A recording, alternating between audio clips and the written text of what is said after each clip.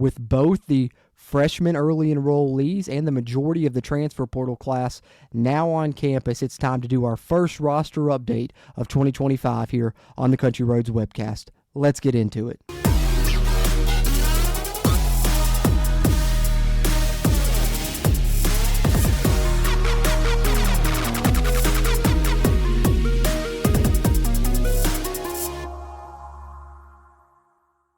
What's going on, Mountaineer Nation? Welcome back into the Country Roads Webcast here for our first roster update of 2025, and this one will probably be a little bit longer because we do have a lot of new pieces added to the roster. Obviously, it's been a big overhaul for Rich Rod and what's going to be the Rich Rod 2.0 era going into year one of that. We've seen us bring in a ton of transfers. The majority of those are on campus. You'll see them highlighted in the roster when I pull it up momentarily, and we do have several freshmen that have enrolled early that are on there as well. These roster updates will continue to come throughout the offseason. The future ones will have the date next to the title, much like roster updates we've done in years past, and of course like you saw us do with the transfer portal updates. But before I pull up the roster and go through it, just want to remind you guys of a couple caveats to keep in mind with this, is where this is just kind of the initial roster and we haven't even gotten into spring practice yet to see exactly what position everyone's going to fit in. This one's always a bit more broad, so you'll see kind of the offensive line all together, the defensive line all together versus kind of the specialized positions you'll see on each of those. Same goes for wide receivers.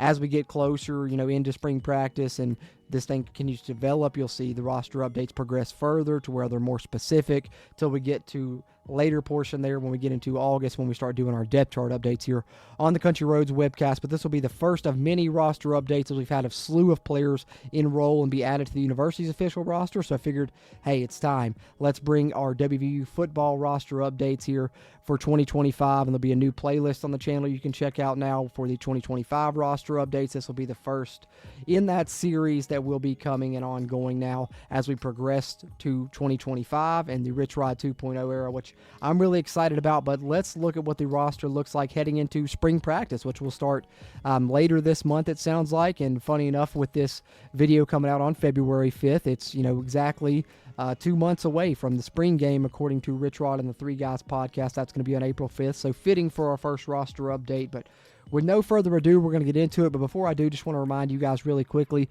if you would just hit the thumbs up button, that helps this video a ton, helps it hit that YouTube algorithm and find more Mountaineer football fans like yourself. And if you are one of those that likes to stay up to date on the off-season happenings around West Virginia football program and of course throughout the season as well, be sure you subscribe to the channel here where you get all these videos directly into your feed. And with no further ado, let's get into our first roster update of 2025 and kind of break down the roster as it stands currently. And of course, we'll start it off with the signal callers. We've brought in a couple via the transfer portal, and we've got a true freshman that has enrolled early here as well. Of course, the returners, Nico Marchiol, who's made a few career starts here at West Virginia, remains undefeated as a starter, I do believe. Khalil Wilkins, a redshirt freshman that many believe could be a good fit for a Rich Rod scheme. Just depends on how long it's going to take him to develop. Those are your two returners. We do have Scotty Fox, the true freshman that's enrolled early, is on campus, will be participating in spring practice. And same goes for both the transfer pickups that West Virginia has added thus far. Max Brown out of Charlotte, who's a redshirt junior, and Jalen Henderson out of Texas A&M, who will be a redshirt senior. Also want to remind you guys, this is not a depth chart. Each one of these positions is only listed in descending order by their classification, by their grade there. So definitely no depth chart here. Like I said, it's just by their grade. That's how I've got them listed. Currently, we will get to a depth chart the closer we get to the season, but that's what West Virginia is working with at the quarterback position in the spring. They may not be done, as Rich Rod has said. They may add some more when it's all said and done. By the time we get to fall, we may have more bodies in the room, but for now, 5 guys that we know of here, and I'm only including the, quote-unquote scholarship players. I don't know how they're going to categorize that now with revenue sharing, but if guys were considered walk-ons in the past, I only track the scholarship players here on my roster tracker for brevity's sake for me and for you. It helps us, be able to keep up with it better, so you will not see the walk-ons here. That's why you don't see Scott Keene there with the quarterbacks. You don't see Judah Price or Clay Ash with the running backs, so, keep that in mind as we go through. But running back, we have brought in some transfers here, both of those being seniors. You see the redshirt senior Ty Edwards, the big back there. You can call him the C.J. Donaldson replacement if you want to, but I think he's a bit more polished, especially as a running back, and he has a bit more speed to go with that size, but 6'4", 230 pounds is great. LJ Turner out of Division II, I really like his game, and we saw Rich Rod have great success with a Division II running back last year at Jack State, taking one and turning him into the third leading rusher in all of college football last year, over 1,600 yards. So you bring in L.J. Turner from Catawba College. Of course, Jaheim White returning, probably one of the biggest storylines of the offseason because of how talented he is, for one, and of course, with the Rich Rod system, how successful he could potentially be in it. He was the one that we were all hoping to see come back. He does return. That's big. And you get the two redshirt freshmen, Dior Hubbard and Trayvon Dunbar, who both, I think, have pretty high ceilings there to round out the running backs. Wide receivers, this is where we've added a lot. We don't have too many returners, but let's talk about the ones we do have first. Jaden Bray returns. He'll be a redshirt senior. Didn't get to see him a ton last year, battled injuries, but has a good potential to be a starting outside receiver maybe for the Mountaineers this year. You also return Jarrell Williams, who will be a redshirt junior. Rodney Gallagher back as a junior, now as a full-time receiver, I'm sure. TJ Johnson back now as a redshirt sophomore. And then you get the two redshirt freshmen, Brandon Raymond and Dom Collins as well, as far as your returnees are concerned. Then you bring in Man Singleton, a redshirt senior coming over from Eastern Michigan, where he had great success there, and he's a really speedy guy that I like a lot. Same goes for Gerard Bowie, who had a big game in the bowl game for Jack State. Played at Concord previously, so, a West Virginia native from Martinsburg also. You bring in Cam Vaughn, one of my favorite pickups of the offseason. Over 800 yards at Jack State last year as a redshirt freshman. New to the position, but an absolute stud. I think he'll be a starter. Cyrus Trow coming over also from Youngstown State. Cyrus Trow, I believe, if I'm saying that correctly, a redshirt sophomore, but another West Virginia native that will be joining the Mountaineers. So that's where you're at now, and look out and see if the Mountaineers add any more receivers, of course, in the next transfer portal window. Tight end, the Mountaineers have brought in several here. You get Greg Genross back, who you brought in from JUCO last season, a 6'7" pass-catching option. Good to see that. Johnny Pascuzzi, more of a blocker, but a redshirt senior coming over from Iowa. Jacob Barrett coming over from Jack State as a senior. You return Noah Braham as a redshirt sophomore. You return one of the surprises of last season, Jack Samarco, who came in and made an impact as a freshman. Good to see him back. And Jackson Accardi will try and do the same thing this year, as he's enrolled early as a true freshman and will be involved in the spring. And then rounding out the offense with the offensive line, like I said, don't have it listed by position yet. We want to wait and see where everyone specifically fits. But you've brought in several here. And, of course, you did have some that you got out of the portal to come back. Looking at Justin Terry there as a redshirt freshman. But this is what you have on the offensive line you're working with currently. 3 redshirt seniors, all transferring in. Tykees Crawford from Arkansas, Kimo Makaneoli from LSU, and Walter Youngbear from Tulsa. You get Xavier Bosley back, who transferred in last year from Jack State, coincidentally enough, and I think he has a great chance to be one of the starting tackles. He'll be back as a redshirt junior. Landon Livingston's going to be in the fold as the center. Many believe he could be the starter there as the redshirt junior. Nick Cray back as a redshirt sophomore. You bring in Wyatt Minor, another West Virginia native, as a redshirt sophomore. You return Cooper Young, who will be a redshirt sophomore as well. You bring in another West Virginia native out of Huntington, one you tried to get out of high school. Didn't get him then, but you get him after he redshirts a year at NC State. Robbie Martin as a redshirt freshman could be a good interior offensive lineman. Justin Terry, as I mentioned, had entered the portal but decided to back out, so good to get him back as a redshirt freshman. And then you do have 2 freshmen that enrolled early, Brandon Homedy and Gavin Crawford. Gavin Crawford has a ready-made potential to maybe contribute early just because of his body, but, it is hard to do that as a true freshman on the offensive line, so don't count anything out, though. It's going to be open competition going into this with the new staff, so we'll see what happens. But those are the guys that will be in play on the offensive line in the spring, and that wraps up the offensive side. Let's flip it over to the other side. Same goes for the D-line. Like I said, don't have it categorized yet by each position, just all grouped together here. But 4 redshirt seniors on the defensive line. Jamori Robinson, one of the biggest pickups in the portal, the Defensive Player of the Year in the American Conference last year. An absolute machine there at the edge coming into West Virginia's defensive line. You do return Eddie V, who you missed for the most of last season because of his injury. You return Hammond Russell, who's another redshirt senior, and Torres Simmons, who have both been mainstays here for a while. Asani Redwood back as a redshirt junior. Corey McIntyre Jr., really excited about him. Think he would have got a ton of playing time last year if it wasn't for the injury, but now he gets to come in as a redshirt sophomore and battle along this defensive line. He'll be joined by fellow redshirt sophomore Zachariah Keith. Then you get a couple of sophomores that played last year as true freshmen, and Elijah Kinsler and Nate Gabriel. Makai Byerson was able to redshirt. He'll be back as a redshirt freshman. 3 early enrollees, freshmen that are on campus on this D-line: Brandon Caesar, Amir Leonard Jean Charles, and Wilderson Telemock.